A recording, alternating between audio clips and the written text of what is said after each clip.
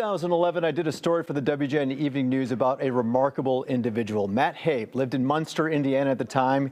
He has a rare disease called Neurofibromatosis type 2, NF2, in which tumors grow on the nerves that control hearing.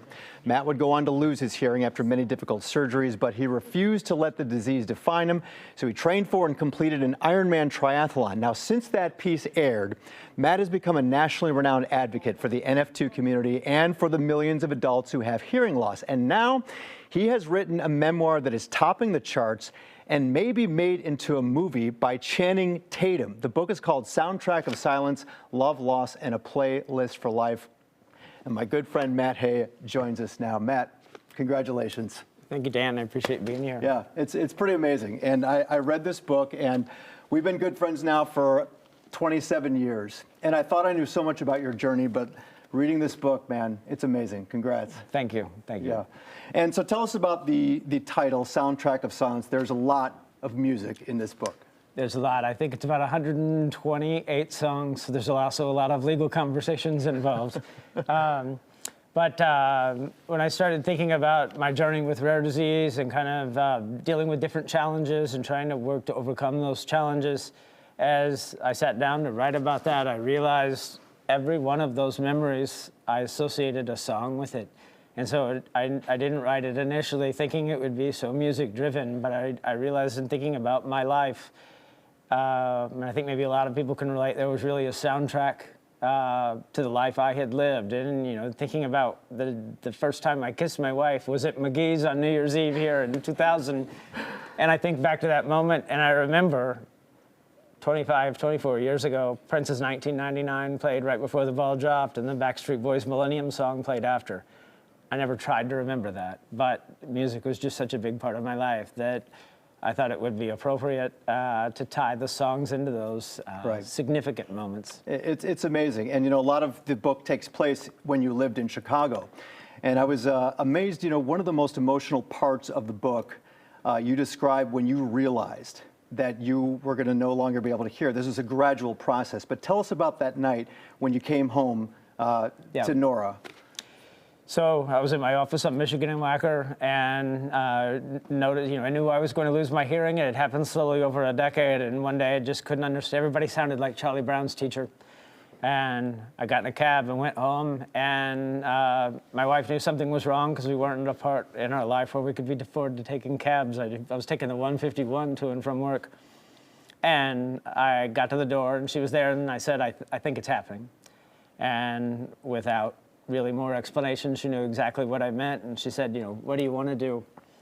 This is a pretty heavy question. If you can only hear one thing for the rest of your life, what do you want that to be? It's fun to think about. It's not fun when it's actually happening. And people that know Nora, she's got a world-class laugh, and one of my favorite things to do is to make her laugh, hear her laugh.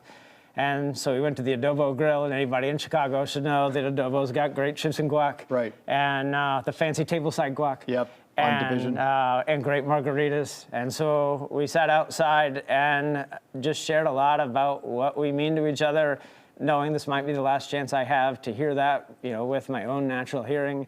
And I look back now, and I think how many people must have been at Adobo that night and thinking, why is she yelling such sweet things to that boy? I mean, Matt, like, you know, the book is filled with so much emotion, and your sense of humor, which is one of my favorite brands of sense of humor.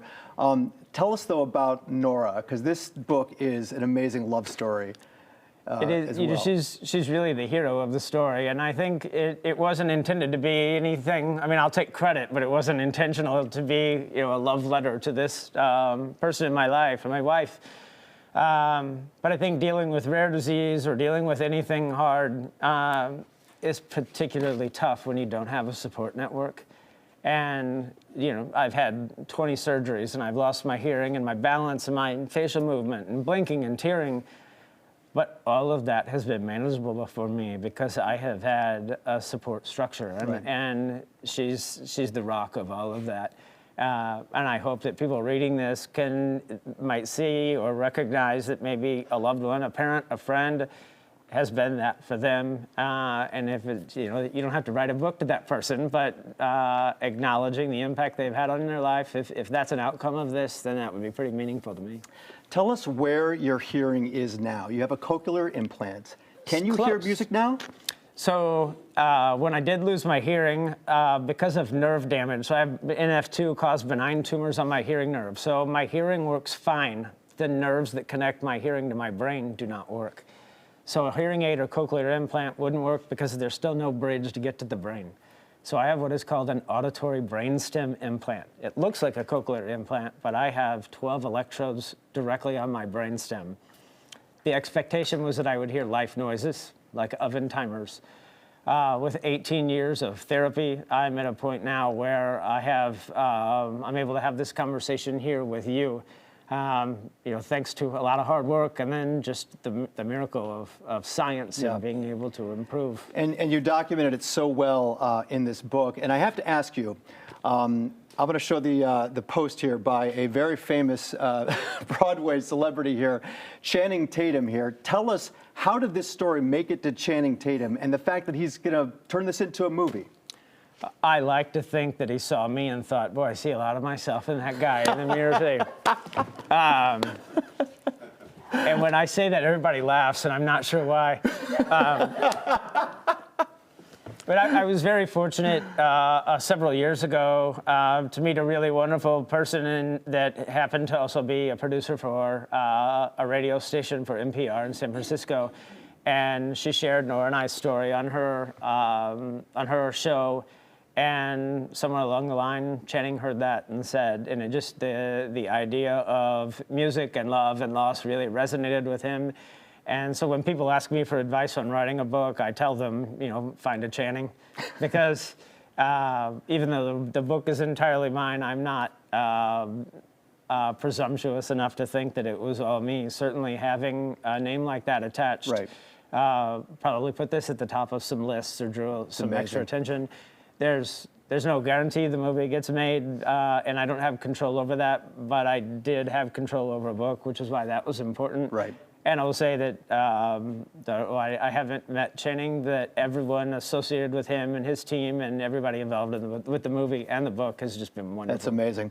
Matt, before we let you go, I want to show you a very special picture that I found here. If we could put this up. This is us, Indiana University, the Phi Gamma Delta fraternity, and I want to ask you, if you could go back in time and tell that guy something, knowing everything that you're about to go through, what would you tell him? I know this sounds like just impassive, but it's actually pretty deep, is you're going to face a lot of things where people are going to try to define what you're capable of doing. And even if they mean well, don't get caught up in what other people define as success for you, because I think it's delayed some of the things that I was able to do. I think we all need to be in a position of defining for ourselves what we're capable of doing. Man, thank you so much, Matt. I cannot recommend this book enough. Let's put it again here. The Soundtrack of Silence, Love Lost, and a Playlist for Life. Matt, I love you, man. We are so proud of you. Thank you, Dan.